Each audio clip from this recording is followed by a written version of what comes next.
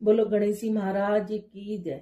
एक दिन गणेश जी का मेला लग रहा था, सब कोई मेले में जा रहे थे। एक छोटी सी लड़की थी, उसने अपनी माँ से जिद करने लगी, मैं तो मेले में जाऊंगी। वह बोली, माँ बोली कि बहुत भीड़ होगी, किधर तू गिर पड़ जाएगी, पर नहीं मानी। तो उसने माँ से 2 लड्डू और 1 घंटी में पानी लिया। बोली, 1 लड्डू तो गणेश जी को महाराज को खिलाकर पानी पिला देना, दूसरा लड्डू तू खाकर पानी पी लेना। लड़की मेले में चली गई। मेला खत्म होने पर सब अपने अपने घर आने लगे। लड़की वहीं बैठ गई। वह बोली, 1 लड्डू तुमको, 1 लड्डू मुझको। इस तरह सारी रात बीत गई।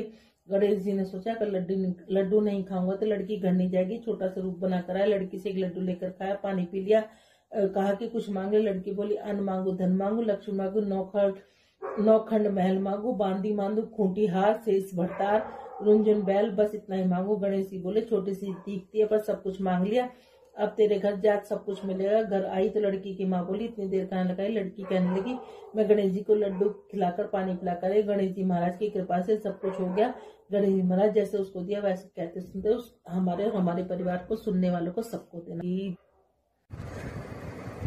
एक बहुत धनवान साहूकार था जिसके घर धन की आदि की किसी की कमी नहीं थी, परंतु उसके दुख था कि उसके एक पुत्र नहीं था। इसी चिंता में रात दिन रहता। वह पुत्र की कामना के लिए प्रति सोमवार को और सावन के महीने में प्रतिदिन शिवजी भगवान की पूजा, व्रत और पूजा किया करता और सायकाल में शिव मंदिर में जाकर शिवजी के विग्रह के सामने दीपक जलाया करता। उसके इस भक्ति भाव को देखकर एक समय पार्वती जी शिवजी महाराज से कहने लगी कि यह साहूकार आपका अनन्य भक्त है, सदैव आपकी व्रत और पूजा में बड़ी श्रद्धा से करता है, इसकी मनोकामना पूरी करो। शिवजी ने कहा, पार्वती, यह संसार कर्म क्षेत्र है। जैसे किसान खेत में बीज बोता है वैसा ही फल काटता है, उसी प्रकार संसार में जैसा कर्म करते हैं वैसा ही फल मिलते हैं। पार्वती ने अत्यंत आग्रह किया, महाराज, जब आपका अनन्य भक्त है तो आपको इसको किसी प्रकार का दुख नहीं होना चाहिए। जो इसको दुख है उसको अवश्य दूर करना चाहिए, क्योंकि आप सदैव अपने भक्तों पर दयालु रहते हैं, इसके दुखों को दूर करते हैं। मनुष्य आपकी सेवा में, यदि आप ऐसा नहीं करेंगे तो मनुष्य आपकी सेवा व्रत क्यों करेंगे। पार्वती के आग्रह को देखकर महाराज बोले, पार्वती, कोई भी पुत्र नहीं है, इस चिंता में यह अति दुखी रहता है। इसके भाग्य में पुत्र न होने से इसकी पुत्र की प्राप्ति का वर देता हूँ, परंतु यह पुत्र केवल 16 वर्ष का होगा। इसके पश्चात इसकी मृत्यु प्राप्त होगी, इससे अधिक मैं कुछ नहीं कर सकता। यह बात सुनकर साहूकार सुन रहा था। उसको न प्रसन्नता हुई न दुख हुआ। वह पहले जैसे शिवजी महाराज की पूजा व्रत करने लगा।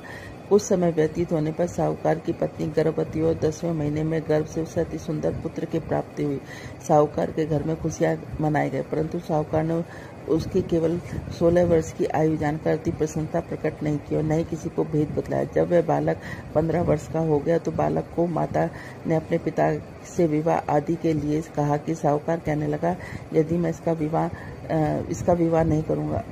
साहूकार ने कहा कि मैं अभी इसका विवाह नहीं करूंगा, अपने पुत्र को काशी पढ़ने के लिए भेजूंगा। फिर साहूकार ने अपने साले अथवा बालक के मामा को बुलाकर बहुत सा धन देकर बालक को काशी पढ़ने के लिए भेज दिया और कहा कि हर रास्ते पर तुम यज्ञ और ब्राह्मणों को भोजन कराते जाना। दोनों मामा भांजे यज्ञ करने ब्राह्मणों के भोजन कराते जा रहे थे। रास्ते एक नगर में पड़ाव पड़ा। उस नगर के राजा की बारात आई हुई थी, लेकिन वर पक्ष वाले वह भी थे, क्योंकि उनका वर एक आंख से काना था। अब वो एक ऐसे सुंदर युवक की तलाश में थे कि जो वो रात को उससे शादी कर ले और हम कन्या को लेकर अपने घर चले जाएं। जब उन्होंने मामा भांजे को देखा तो कहा कि हमें एक थोड़ी देर के लिए अपने लड़के को हमें उधार दे दो। उसने कहा, कहीं ऐसा भी होता है कि हम तुम्हें बहुत सा धन देंगे। मामा ने कुछ सोचते हुए उसको दे दिया।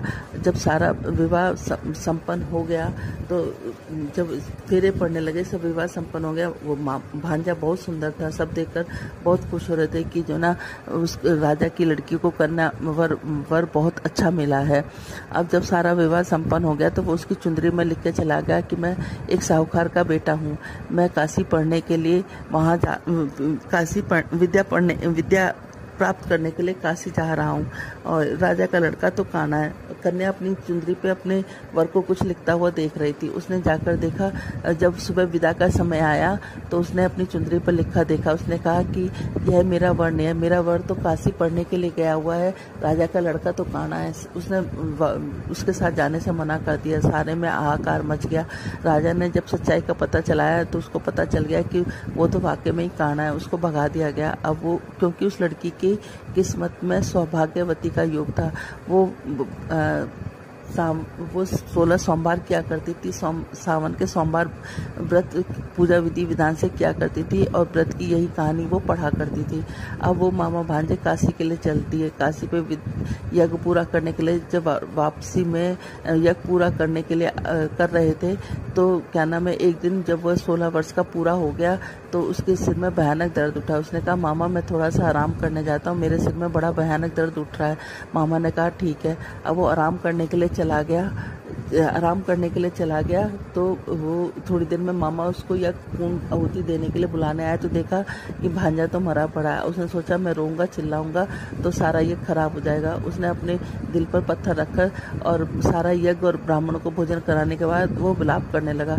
संयोग उसी रास्ते से शिव और पार्वती जा रहे थे। इतना विलाप देखकर पार्वती माता रुक गई। उन्होंने शिव जी भगवान से कहा देखो कौन विलाप कर रहा है। तो वो कहने लगा कि कोई विलाप नहीं कर रहा है, ये विलाप वही कर रहा है जिसको 16 वर्ष की आयु संपूर्ण हो गई। उसने कहा नहीं, बहुत करुणा कुंदन है, मैं तो जाकर देखूंगी। जाकर देखा तो पार्वती माता उससे कहने लगी कि आपको इसको जीवित करना ही पड़ेगा। जब शिव जी भगवान ने ध्यान करा तो देखा कि इसकी शादी तो उस लड़की से हो गई जो अखंड सौभाग्यवती जिसके भाग्य में है। अब उनको उस लड़के को जीवित करना पड़ा। उस लड़की को जीवन दान देने के बाद शिव पार्वती आगे चल दिए। वो लड़का वापस जा रहा था तो वहाँ उसी नगर से गुजरने लगा तो लड़की ने और उसकी सखियों ने पहचान लिया। वो पकड़कर राजा के सामने लेके आए। राजा ने सारी बात बताई, उसे बहुत सा धन दिया और अपनी लड़की को विदा कर दिया। इधर लड़के के माँ बाप दोनों छत पर चढ़कर बैठ गए। वो कहने लगे कि हम नीचे जब उतरेंगे जब हमारा बेटा हमें लेने आएगा, नहीं तो हम यहीं से प्राण दे देंगे। इतने मामा नगर में पहुंचने के बाद उसने जाकर कहा कि चलो तुम्हारे बहू और बेटे आए। वो कहने लगा क्यों? वो करता है मेरे भाग्य में तो 16 साल का बेटा था। मामा ने उसको सारी बात बताई। कहने लगा कि जो ना अखंड सौभाग्यवती लड़की की शादी होने की वजह से तुम्हारे बेटे की आयु पूरी लंबी हो गई है। अब दोनों सेठ सेठानी नीचे उतरे। उन्होंने अपने बेटे और बहू को खूब आदर सत्कार के साथ किया और कहा कि जो भी सावन के महीने में इस कहानी को रोज पढ़ेगा सुनेगा उसको भी अखंड सौभाग्यवती का फल मिलेगा, साथ में पुत्र पौत्र का फल मिलेगा। जैसे पार्वती माता शिव जी भगवान तुमने उसको दिया, वैसे कहते सुनते हमें और हमारे परिवार को सुनने और कहने वालों को सबको देना। विष्णु भगवान की जय। 2 बहन भाई थे। बहन बृहस्पति देवता की पूजा किया करती। बृहस्पति भगवान आते, 4 लड्डू एक चांदी का कटोरा देकर चले जाते। लड्डू खा लेती, कटोरा कोठरी में रख देती। एक दिन भावज ने कोठरी खोल कर देखी, कोठरी में से कटोरा जगमग हो रहा था। उसके पड़ोसन ने कहा मेरी नंद इतने कटोरे कहाँ से ले आई? कोठरी में कटोरों की जगमग हो रही है। पड़ोसन बोली अपने आदमी से कही। वह बोली मेरा आदमी नहीं सुनेगा। बोली दाल का चमचा भात में, भात का चमचा दाल में दिया। उसने वैसा ही किया। वह बोला पागल हो गए। वह बोली पागल मैं नहीं हो रही, पागल तो तुम्हारी बहन हो रही है। पता नहीं इतने कटोरे कहाँ से ले आते। कोठरी में कटोरा की जगमग हो रही है, इसी से घर से निकाल दो। भाई बोला जीजी मामा के घर चलेंगे। वह जानती थी कैसे मामा के घर जाते हैं। वो बोली जहाँ केले का पेड़ और मंदिर हो वहां उतार दियो। वह बोला अच्छा। जंगल में जाकर देखा, जहाँ केले का पेड़ था मंदिर था, उतार दिया। बृहस्पतिवार का दिन था। केले की पूजा करी। बृहस्पति महाराज आए, 4 लड्डू एक चांदी का कटोरा देकर जाने लगे। वो पेड़ के पीछे छिपकर खड़ा गया तो उसे पैर पकड़ लिए। बृहस्पति महाराज बोले पापी ते मेरे पैर छोड़, कुंवारी कन्या के कलंक लाते तो ये शर्म नहीं आती है, सत के व्रत करती है। मैं इसे देकर जाता हूँ, इसका पीछा भूल कर भी मत करना। बहन को लेकर घर आ गया। उसकी भाभी दरवाजे पर खड़ी थी। वह बोली तू इसे फिर ले आया? वह बोला मेरी बहन को कुछ मत करना, मेरी बहन तो बृहस्पति भगवान के व्रत करती है, वो इसे देकर जाते हैं। भाभी बोली मैं देखूंगी। इसके बृहस्पति महाराज सारी नगरी में बोलाई अपने अपने बच्चों को लेकर आना, मेरी नंद बृहस्पतिवार के व्रत रखती है, सबको 4 लड्डू चांदी का कटोरा मिलेगा। राधे, आप सबका राधे सखियों चैनल में आप सबके चैनल में स्वागत है। भगवान भोलेनाथ से प्रार्थना करते कि आप सब लोग अपने घर में सुरक्षित होंगे, ठीक होंगे। बोलो राधे राधे। ये सावन महात्म की जो 27वां अध्याय, इसकी कड़ियाँ जो चल रही हैं उसमें अब ये 27वां अध्याय है। ओम नमः शिवाय, ओम नमः शिवाय, ओम नमः शिवाय, ओम नमः शिवाय, ओम नमः शिवाय, ओम नमः शिवाय, ओम नमः शिवाय, ओम नमः शिवाय। सावन मास के अन्य कार्य। हे सतन कुमार, सावन मास में मनुष्य को जो अन्य कार्य करने चाहिए उनको सुनो।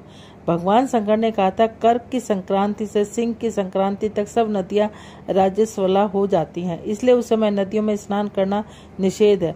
समुद्र में गिरने वाली नदियों में स्नान कर सकते हैं, इसमें कोई दोष नहीं लगता। कुछ महर्षियों का कहना है कि कर संक्रांति से दक्षिण दिशा में स्थित भगवान अगस्त के उदय काल तक नदियां राजस्वला रहती हैं। ग्रीष्म ऋतु में भूमि पर जो नदियां सूख जाती हैं वे भी राजस्वला रहती हैं। अपने आप जिन नदियों की गति 32 हाथ न हो उन नदियों में वर्षा ऋतु में 10 दिन तक स्नान नहीं करना चाहिए। उन नदियों को नदी ने कहकर गर्त सबसे पुकारें। कर्क संक्रांति के आरंभ में महानदियां राजस्वला होती हैं। जिस प्रकार स्त्रियां 3 दिन तक अपवित्र रहती हैं, उसी प्रकार महान नदियों भी 3 दिन तक अपवित्र रहकर चौथे दिन पवित्र हो जाती हैं। गोदावरी, भगीरथी, वेणिका, तुंगभंगा, पयोष्टी और तपी, ये 6 नदियां विघ्न पर्वत के दक्षिण में बहती हैं। सरस्वती, यमुना, नर्मदा, गंगा, विशोका तथा विस्ता, ये 6 महानदियां विघ्न पर्वत के ऊपर बहती हैं। कृष्णा, बंजारा, कावेरी और देवकी, ये 4 नदियां महान नदियां कर्क संक्रांति पर एक दिन के लिए राजस्वला होती हैं।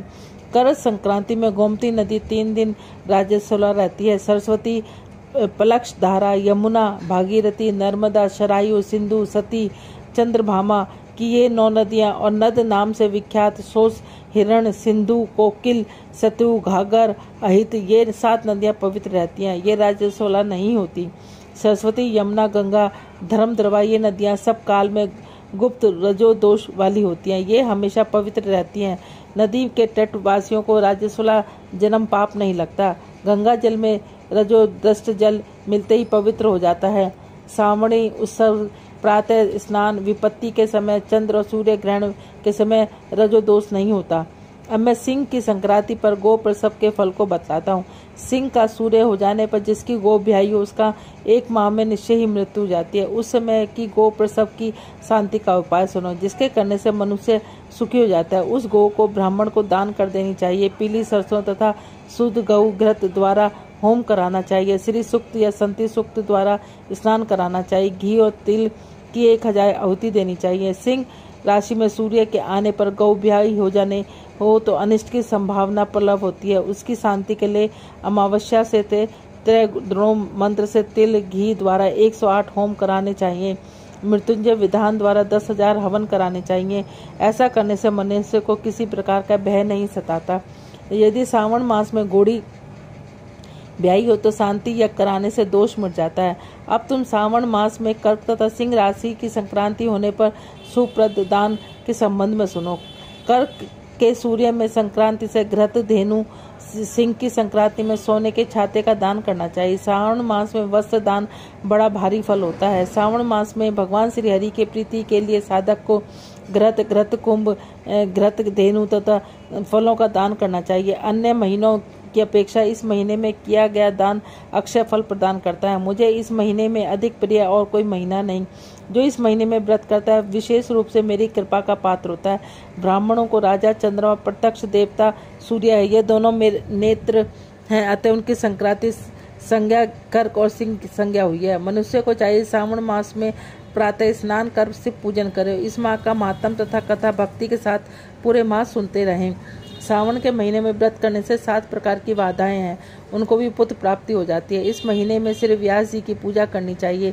जिसने भी वेद व्यास जी को प्रसन्न कर लिया, मानो मुझे प्रसन्न कर लिया। जो सावन मास का महात्म सुनकर भगवान वेद व्यास का पूजन नहीं करता, यमराज उसके कान काटकर बहरा बना देते। इसलिए इस माह में श्री वेद व्यास जी की पूजा अवश्य करनी चाहिए। जो व्यक्ति भक्ति पूर्वक इस सावन मास के महात्म को पढ़ता, सुनता या सुनाता है, उसको महापुण्य की प्राप्ति होती है। ओम नमः शिवाय, ओम नमः शिवाय, ओम नमः शिवाय, ओम नमः शिवाय, ओम नमः शिवाय, ओम नमः शिवाय, ओम नमः शिवाय, ओम नमः शिवाय। नदी ले जा मेरा संदेश सुनयो डमरू वाले को, के डमरू वाले को, त्रिशूल वाले को, के डमरू वाले को। चरणन रज माथे पर सज रही कई जन्म से माला जप रही, मेरा जो जन वाला बेस, मेरा जो गन वाला बेस। बताइए डमरू वाले को, बताइयो डमरू वाले को। नदी ले जा मेरा संदेश, सुनयो डमरू वाले को, बताइयो डमरू वाले को। मैं विरहा में मरी पड़ी हूँ, कोई सुने ना दुख भरी पड़ी हूँ। अरे ओ जो जगपति देखन, सुनइयो डमरू वाले को, बताइयो त्रिशूल वाले को। नदी ले जा मेरा संदेश, सुनइयो डमरू वाले को, के त्रिशूल वाले को। पहाड़न में मैंने किया ठिकाना, प्राणनाथ शिव शंभु माना। अरे मेरी लगी कलेजे में ठेस, बताइयो भस्मी वाले को, बताइयो त्रिशूल वाले को। नंदी ले जा मेरा संदेश, सुनइयो डमरू वाले को, बताइयो डमरू वाले को। नंदी ले जा मेरा संदेश, सुनइयो डमरू वाले को, बताइयो त्रिशूल वाले को। बोलो राधे राधे।